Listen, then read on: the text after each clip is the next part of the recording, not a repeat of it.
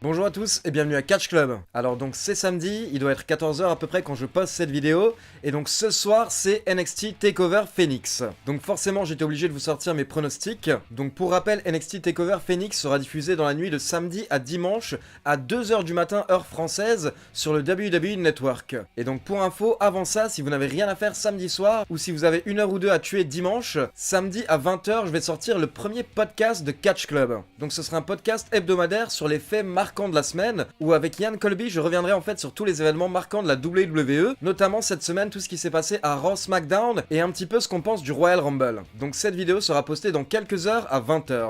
Et pour info elle dure 1h45, donc pour toutes les personnes qui me demandaient d'être un petit peu plus long justement et de donner plus de détails sur ce que je pense, et bien là vous aurez vraiment mon avis sur Raw et SmackDown cette semaine et la WWE en général. Allez c'est parti pour mes pronos de NXT TakeOver. Donc comme d'habitude NXT TakeOver c'est 4-5 matchs, là pour TakeOver Phoenix ça va être 5 matchs et honnêtement la carte fait rêver. Il n'y a pas un mauvais match et en fait il y a le potentiel encore une fois pour que ce soit un show énormissime, vraiment génialissime. On commence avec le seul match qui n'est pas pour le titre, donc c'est un match entre Kassius Ohno et Matt Riddle. Donc Matt Riddle en fait c'est une des nouvelles grandes recrues de NXT, un petit peu comme Keith Lee, d'ailleurs les deux sont très potes, et pour info en fait à la base Riddle combattait à l'UFC, mais il a été viré à cause de sa consommation de marijuana.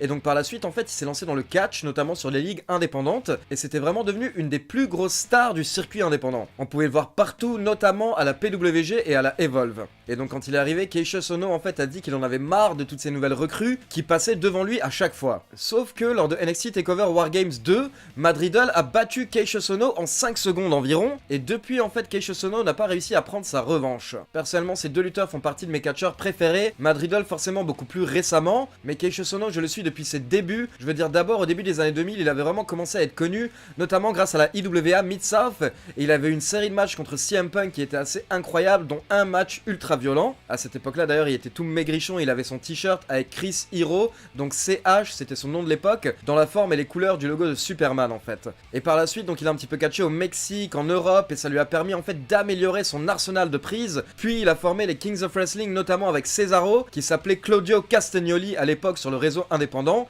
Il avait même les cheveux longs et il était tout maigre à ses débuts, c'était vraiment totalement quelqu'un d'autre. Et cette équipe était en fait la meilleure équipe du circuit indépendant à l'époque, et moi c'était vraiment deux de mes catcheurs préférés. Donc j'attends vraiment beaucoup de ce match entre Riddle et Kassius Ohno. Je pense que ça va être stiff, je pense qu'il y aura beaucoup d'intensité, et personnellement je vais miser sur une victoire de Kassius Ohno, parce que je me dis que ça fait tellement longtemps en fait qu'il continue de perdre, qu'il serait temps de lui donner une grosse victoire à un moment donné. Donc pourquoi pas en fait un très gros match, une quinzaine voire une vingtaine de minutes, et au final ce serait Kassius Ohno qui remporterait la victoire. Ensuite on passe au match pour le championnat par équipe de NXT, donc entre les champions Kyle O'Reilly et Roderick Strong de l'Undisputed Era contre les War Raiders. Donc là tout simplement en fait je pense que ça va être spectaculaire, je pense que ça va être génial. Il n'y a pas grand chose à dire sur ces matchs à part qu'ils vont être sûrement géniaux en fait, particulièrement les matchs par équipe, que ce soit NXT ou NXT UK, honnêtement je trouve que c'est toujours des matchs génialissimes. O'Reilly et Roderick Strong travaillent parfaitement ensemble, et à côté de ça War Raiders est une des meilleures équipes au monde actuellement. En plus on a tout de même deux types de gabarits différents, mais justement je pense que c'est ça qui va créer cette magie, et qui va faire que les deux équipes vont parfaitement bien travailler ensemble. Donc voilà, je pense qu'elles vont nous amener, elles vont nous emporter très loin en fait, et que le match va être incroyable, rempli de near falls, on va sans arrêt croire que c'est la fin, mais en fait c'est pas la fin, etc. Vraiment, j'ai hâte de faire la review de ce match. Et donc personnellement, je vais miser sur les champions en titre parce que je ne vois pas trop de changements lors de ce show. À mon avis, en fait, il y aura surtout du changement lors du prochain NXT TakeOver qui a lieu le week-end de WrestleMania, parce qu'à ce moment-là, en fait, il y aura la transition. Il y aura de nouveaux champions et tous les anciens, en fait, qui auront perdu leur titre pourront passer dans le roster principal. Mais pour le moment, je pense que lors de ce show, ça va stagner encore. Du coup, moi, je mise sur Kyle O'Reilly et Roderick Strong vainqueurs. Potentiellement grâce à une intervention de Adam Cole ou Bobby Fish qui ne sont pas présents sur la carte. Il faut noter qu'on n'a pas non plus Keith Lee sur la carte ou encore Velvet in Dream. Il y a plein de grands catcheurs de NXT qui ne sont pas là, mais justement c'est toujours ça en fait à NXT. On a tellement de bons lutteurs sur le roster et seulement 4-5 matchs, donc c'est difficile de placer tout le monde. Ensuite on enchaîne encore avec un match de rêve, le match pour le championnat nord-américain entre le champion Ricochet et Johnny Gargano. Donc pour ceux qui ont vu ma review du show NXT de cette semaine, vous avez vu à quel point j'ai adoré la fin du show entre Gargano et Ciampa, et en fait ça donne envie de voir cette réunion de DIY. Et du coup forcément là j'en attends beaucoup en fait de ce match, parce qu'on a Ricochet qui sait tout simplement tout faire dans un ring, donc qui peut nous éblouir en fait, parce que c'est un athlète, et à côté de ça on a Gargano qui maîtrise parfaitement la psychologie d'un match, comment écrire toute une histoire en fait, et nous faire vivre vraiment le match. Et du coup pour ce match par contre j'hésite beaucoup, parce que d'un côté je ne vois pas trop Ricochet perdre sa ceinture aussi rapidement, mais d'un autre côté en fait je vois bien Gargano choper le titre et l'avoir jusqu'à WrestleMania, puis le perdre lors de NXT TakeOver New York. Donc pour ce match je vais quand même miser sur du changement, et je vais miser sur Johnny Gargano qui remporte le titre nord-américain.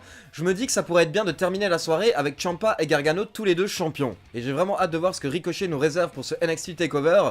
Forcément on va avoir le droit à un ou deux sauts incroyables. Ensuite donc l'avant-dernier match, c'est le match pour le championnat féminin entre Shayna Baszler et Bianca Belair. Donc là on a la combattante, la fighteuse contre l'athlète en fait. Et je pense encore une fois que ça peut nous donner un match vraiment intéressant. C'est deux styles en fait différents qui vont s'assembler. Bianca Belair en fait elle fait encore très jeune. On sent qu'elle est un petit peu green comme disaient les Américains. Il y a un manque d'expérience en fait. Mais honnêtement tout de même il y a de la crédibilité. Et clairement pour moi ça risque de devenir une superstar. Maintenant je pense qu'il est encore un petit peu trop tôt. Donc pour ce show je vais encore miser sur la championne Shayna Baszler.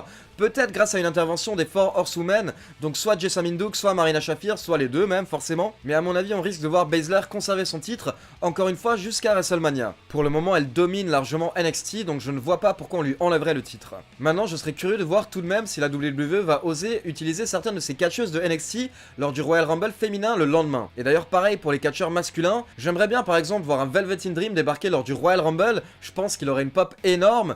Et même je me demande tous les retours qui auront lieu en fait lors de ce Rumble potentiellement. À mon avis on risque d'avoir de bonnes surprises, en tout cas je l'espère. Donc comme je l'ai dit pour le match féminin, vainqueur Shayna Baszler. Et on passe au main event de la soirée, le match pour le championnat NXT entre le champion Tommaso Ciampa et le challenger Aleister Black. Donc logiquement en fait ça devrait être le dernier chapitre entre ces deux catcheurs, avec une rivalité qui dure depuis des mois en fait. Aleister Black il s'était fait attaquer à l'époque, à la base on savait pas qui c'était, mais au final on a découvert que c'était Gargano, ce qui a mené justement à ce heel turn de Gargano.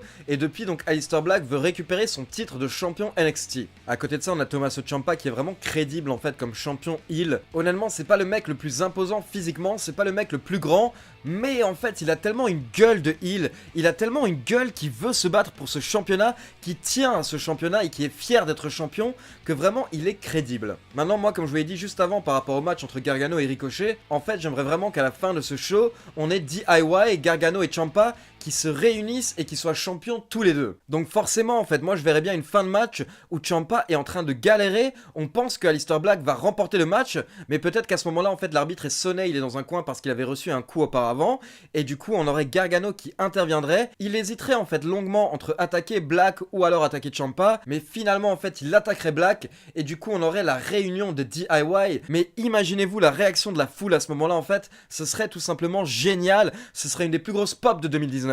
Donc voilà, peut-être que je me gourre totalement, peut-être que je m'emballe un peu, mais d'un côté j'imagine très mal en fait Aleister Black récupérer la ceinture, parce que je pense que lui aussi très rapidement il va passer dans le roster principal, pourquoi pas d'ailleurs dès le Royal Rumble le lendemain. Donc voilà, personnellement je vais miser sur Tommaso Ciampa qui conserve son titre, potentiellement grâce à l'aide de Johnny Gargano, et donc une réunion de DIY pour terminer la soirée. Donc voilà, ça c'était mes pronostics pour NXT TakeOver Phoenix. N'hésitez pas à me donner vos pronos dans les commentaires. Et donc pour info, hier soir, vendredi à 20h, j'ai également sorti mes pronostics pour le Royal Rumble 2019. Donc je reviens sur toute la carte du show et je vous donne mes vainqueurs potentiels. Et donc pour info rapidement, le programme du week-end, comme je vous l'ai dit, ce soir, samedi soir à 20h, vous aurez le droit au premier podcast de Catch Club. Donc en gros une longue émission de 2 heures où je reviens sur les faits marquants de la semaine avec Yann Colby. Et donc c'est un petit peu comme une émission de radio, mais au cas où on vous l'a quand même filmé, donc vous avez quand même nos images pour ceux qui aiment bien regarder en même temps. À côté de ça, demain, donc dimanche, c'est l'anniversaire de la chaîne, donc forcément d'abord vous aurez la review de NXT TakeOver, et ensuite à côté de ça, si mon matériel me le permet, j'aimerais bien faire un live pré-show du Royal Rumble à 20h, histoire de pouvoir en même temps fêter l'anniversaire de la chaîne avec vous. Donc normalement, si tout va bien, dimanche soir à 20h, vous aurez le premier live de Catch Club. Donc voilà, j'espère que vous avez noté tous ces rendez-vous, on se retrouve tout au long du week-end. Ciao tout le monde!